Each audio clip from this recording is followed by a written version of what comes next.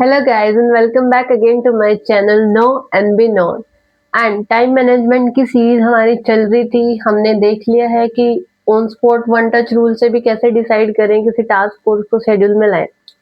आज हम fourth method देखते हैं। हमने 3 मेथड्स देख लिए हैं।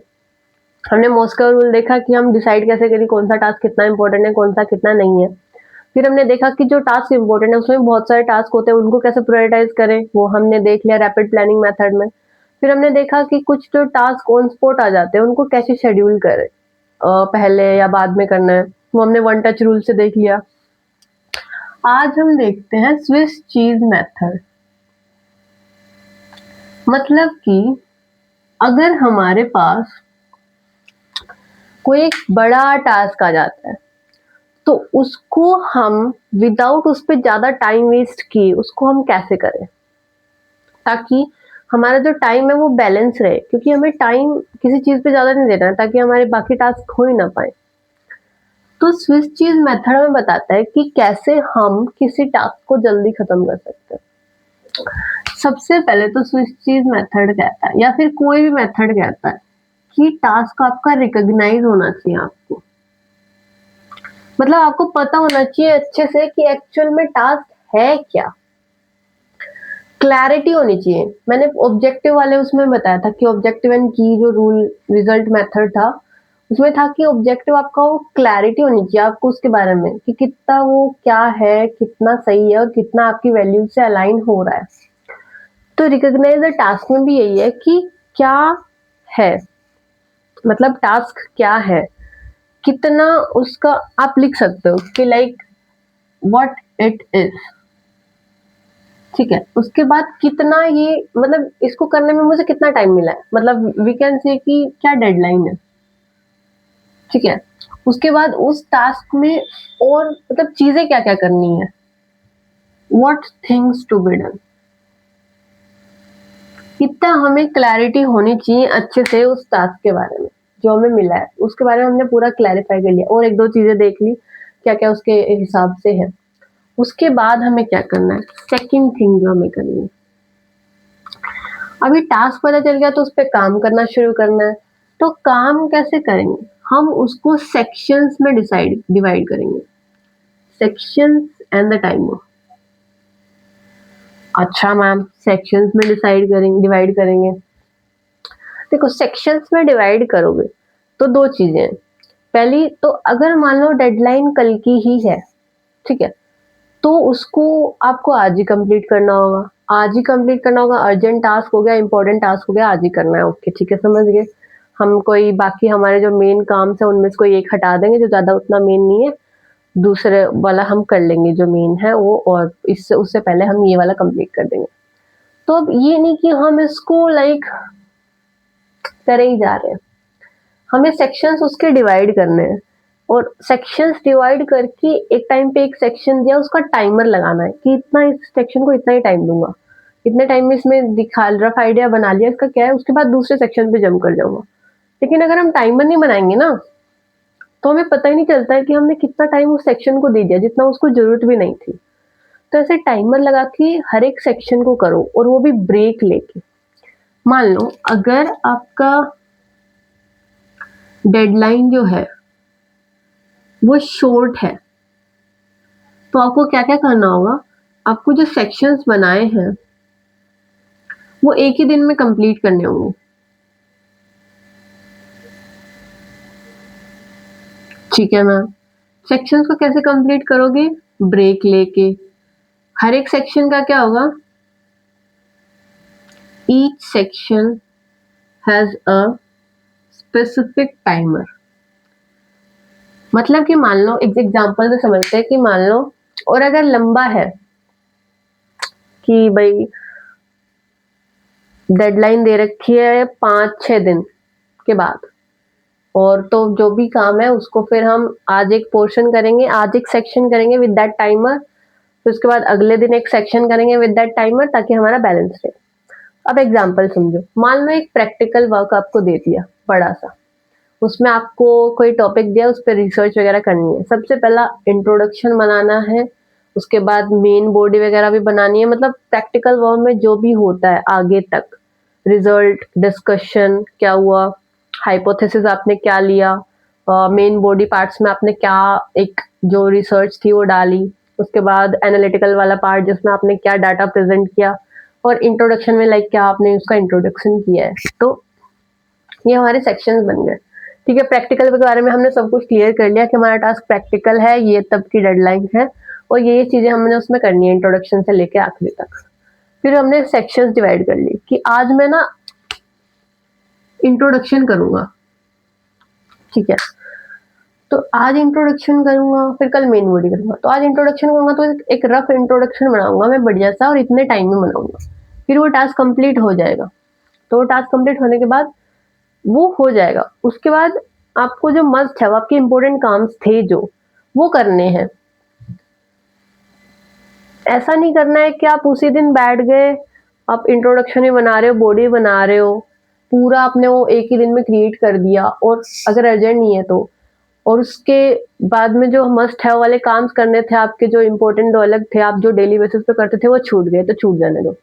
नहीं, अगर उनको कंसिस्टेंसी नहीं मिली तो उनमें प्रोडक्टिविटी नहीं आ पाएगी। तो इसीलिए उसको बस सेक्शंस में डिवाइड करो, एक बार एक कर लिया, अगले दिन दूसरा कर लिया, उसके अगले दिन ऐसा कर लिया, तो आपका टाइम भी बैलेंस रहता है। एक ही बार में सारा करोगे तो आपको पता ही नहीं चलेगा कि कितना टाइम आपने उसमें डाल दिया, फिर आपके पास देखोगे तो कुछ टाइम बचा ही नहीं है दूसरी चीज करने के लिए, और ना ही आपके पास एनर्जी बची है। तो आपके इंपॉर्टेंट काम्स तो रह गए, और भी तो थे इंपॉर्टेंट काम्स। तो इसलिए सेक्शंस में डिवाइड करना सीखो, और हर एक सेक्शन के साथ टाइमर लगाओ, पता रहना चाहिए कितना टाइम उसमें डिवाइड कर दिया है। तो डेडलाइन अगर शॉर्ट है तो ये हो जाता है, अगर डेडलाइन लॉन्ग है तो मैंने बता ही दिया कि उसको डे बाय डे कर लो, day by day, one section at a time. तो डे बाय डे आपको करना है, और एक सेक्शन एक टाइम पे करना है विद टाइमर। ठीक है, डेडलाइन शॉर्ट और लॉन्ग के हिसाब से पता चल गया कि सेक्शंस में डिवाइड करना है, जो बिग टास्क आया था उसको टाइमर साथ लगा लगा के हर एक सेक्शन में करना है। अब ठीक है, टाइमर लगा के हमने कर लिया।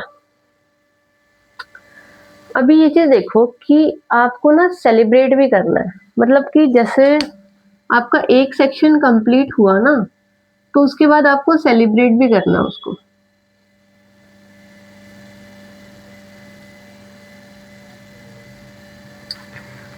मतलब ठीक है, आपने आज एक इंट्रोडक्शन बना लिया अच्छा था, या फिर आपकी मतलब जो भी था, आपने एक सेक्शन जो आपका फर्स्ट मिला था वो आपका पूरा हो गया है अच्छे, उसी टाइमर में लगा के अच्छे से हो गया। तो एक छोटी सी इंजॉयमेंट की चीज करो, जिससे ये पता लगे रहे कि हाँ मैंने जो चाहता था वो मैंने कर लिया, मेरी प्रोग्रेस उसमें हो गई है, एंड नाउ मेरा इंजॉयमेंट का थोड़ा टाइम है तो मैं इंजॉयमेंट करूंगा, और उससे एक मोटिवेशन मिलेगा कि हाँ कल भी मैं वो काम करूंगा। लेकिन अगर हम कंटिन्यूस एक काम के वे में लग जाते हैं तो फिर हमें बोरियत भी महसूस होने लगती है। ऐसा तब भी होता है जब देखो कोई इवेंट हुआ, आपने ऑर्गेनाइज करवाया, या फिर जैसे भी हुआ आपने पार्टिसिपेट किया, एंड तक रहे या जो भी रहा, उसके बाद सेलिब्रेट करो कि हाँ वो अच्छा गया और मैंने उसमें इतनी अच्छी मेहनत करी। हमें सेलिब्रेट जरूर करती रहनी चाहिए हमारी प्रोग्रेसेस, कि उससे मोटिवेशन मिलता रहता है कि हाँ अगली बार आगे हम और अच्छा करेंगे, आगे और अच्छा करेंगे, आगे और करेंगे ऐसे काम, फिर सेलिब्रेट करेंगे। तो एक बैलेंस रहता है, ऐसा नहीं रहता कि हम बस काम करते जा रहे हैं, प्रोग्रेस करते जा रहे हैं, क्योंकि प्रोग्रेस जब हम करते जाते हैं तो उसके रिजल्ट्स हमें बहुत बाद में दिखते हैं, इतना जल्दी नहीं दिखते, लेकिन वो एक्चुअल में हम गेन कर रहे हैं प्रोडक्टिविटी, प्रोग्रेस उतनी जल्दी दिखती नहीं है, बट आप सेलिब्रेट करते जाते हो तो आपको खुद को ये लगता है कि हाँ आप कुछ तो अच्छा कर रहे हो। इसीलिए हमें सेलिब्रेट करते रहना चाहिए। जैसे मैं एक एग्जांपल बताती हूँ, मेरे ना जिम टाइम पे जब एक कंपटीशन चल रहा था तो मैंने प्लैंक में पार्टिसिपेट किया। तो 20 अप्रोक्स स्टेज थे प्लैंक से पहले, और मैं प्लैंक मैंने जब स्टार्टिंग में करके देखा तो मैं कर पाती थी 1 मिनट, या फिर 1 मिनट 10 सेकेंड, फालतू से फालतू ज्यादा से ज्यादा 20 मिनट लगा लो, सॉरी 20 सेकेंड लगा लो, 1 मिनट 10 सेकेंड या 1 मिनट 20 सेकेंड, बस। उसके बाद क्या हुआ, तो मैंने प्रैक्टिस में थोड़ा लाया कि भाई प्रैक्टिस में लाऊंगी तो मेरा बढ़ जाएगा टाइम और मैं कंपटीशन में अच्छा कर पाऊंगी। उसके बाद मैंने जब प्रैक्टिस में लाया तो मेरा ना धीरे धीरे ही बढ़ रहा था, मतलब इतना प्रोग्रेस तो आ ही नहीं रहा था, और ये भी हो रहा था कि 10 दिन बाद मैं फिर ये कर रही हूँ कि मेरा 10 दिन बाद सिर्फ 1 मिनट 2 मिनट भी नहीं जा पा रहा है अच्छे से, तो मेरे को थोड़ा मतलब वैल्यू ऑफ डिप्रेशन कहते हैं उसे, वो फील हुआ कि भाई डिसअपॉइंटमेंट हो रहा है कि मेरा बढ़ क्यों नहीं रहा है उतना अच्छा खासा। कभी-कभी तो मैं फिर 1.5 पे ही अटक जा रही हूँ। लेकिन मैंने अपनी प्रैक्टिस कंटिन्यू रखी। मैंने बीच में सेलिब्रेट किया कि कम से कम 2 मिनट तक तो मैं आ पाई। फिर मेरा मोटिवेशन चलता रहा, मैंने अपनी प्रैक्टिस कंटिन्यू रखी। मैं कहा आगे जो होगा देखा जाएगा। उसके बाद एकदम से वो बढ़ना स्टार्ट हुआ और जाते-जाते 3 मिनट से भी ऊपर खींचने लगा जस्ट 3-4 दिन के बाद। तो मैं शॉक थी देख के, तो मुझे पता रियलाइज़ हुआ कि हाँ, प्रोग्रेस जो होती है वो एकदम नहीं आती है। धीरे-धीरे आपको पता भी नहीं लगेगा कि प्रोग्रेस हो रही है, पर उसको कंटिन्यूअस जैसे करते रहोगे तो बाद में एकदम एक ऐसा टाइम आएगा जिसमें आपको दिखेगी कि आप कितना ज़्यादा एकदम से प्रोग्रेस कर गए उस बारे में। और जब मैंने जिम में फिर एक्चुअल कॉम्पिटिशन में जब मैंने किया, तो मैंने 4 मिनट 43 सेकंड किया, जो मेरे को खुद शॉक में कर रहा था कि इतना मैंने कर कैसे लिया। तो वो रिजल्ट्स एकदम से मिलते हैं। तो इसीलिए कभी भी डिसअपॉइंटमेंट नहीं होना चाहिए। खुद सेलिब्रेट करते रहो अपने प्रोग्रेसेस को कि हाँ, कुछ तो कर रहे हो, करते रहो। रुकोगे तो वो प्रोग्रेस रुक जाएगी। फिर एकदम से रिजल्ट अच्छा खासा मिलता है, फिर डिफरेंस दिख जाता है कि हाँ, मैंने जो मेहनत की थी वो सारी आ गई है। इसलिए सेलिब्रेट करते रहो। मोटिवेशन अपने अंदर लाते रहो, उस चीज़ को छोड़ना नहीं है। ठीक है, तो हमने टास्क को सेक्शंस और टाइमर्स लगा के हमने उसको पूरा किया है ब्रेक ले लेके, एक ही बार में नहीं झोंका। उसके बाद एक चीज़ देखो, टास्क जो भी आप कर रहे हो, उससे आपकी ये नहीं है कि आपको बस वो टास्क कंप्लीट करना है, आपको उससे लर्निंग भी करनी है। Learning from the task, not just completion. मतलब जो टास्क है उससे आपको लर्निंग भी करनी है, कुछ सीखना भी है, रादर देन कि भाई बस जस्ट कंप्लीट करके छोड़ दिया। तो उससे देखो कि क्या उससे कुछ लर्निंग भी हुई है या नहीं हुई है। तो लर्निंग जरूर होनी चाहिए। आप रफ में मतलब ठीक है, जो भी प्रोजेक्ट था आपने पहले किया, रफ लिया, उसको कर लिया, फिर उसको आखिरी में एक अच्छा सा मतलब उसका थोड़ा लेके अच्छे से उसको डिजाइन करो, अच्छे से उसको फ्रेज करो, ताकि आपकी लर्निंग भी हो, बस टास्क कंप्लीट ना हो और फिर बाद में कोई देखे तो कहे कि हाँ, किसी ने अच्छे ने किया है, किसी ने अच्छे ने लिखा है। तो लर्निंग भी होनी चाहिए, प्रोग्रेस तभी तो होगी। तो ये देखो, this is the Swiss cheese method कि आप कैसे एक बड़े टास्क को हैंडल कर सकते हो। छोटे छोटे सेक्शंस में डिवाइड करके डे बाय डे छोटा छोटा बना लो, थोड़ा थोड़ा टाइम निकाल के उसको कर लो, बाकी अपने मस्ट हैव टास्क पे कंटिन्यू रहना। So this is this. कभी कभी हो जाता है कम टाइम मिला तो मस्ट हैव वाले पहले करना, क्योंकि इसमें ना वही है, डेडलाइन वाला सीन है। तो मतलब इसको मान लो आज एक चीज छूट गया, इमरजेंसी हो गई थी, कुछ छूट गया वो पार्ट,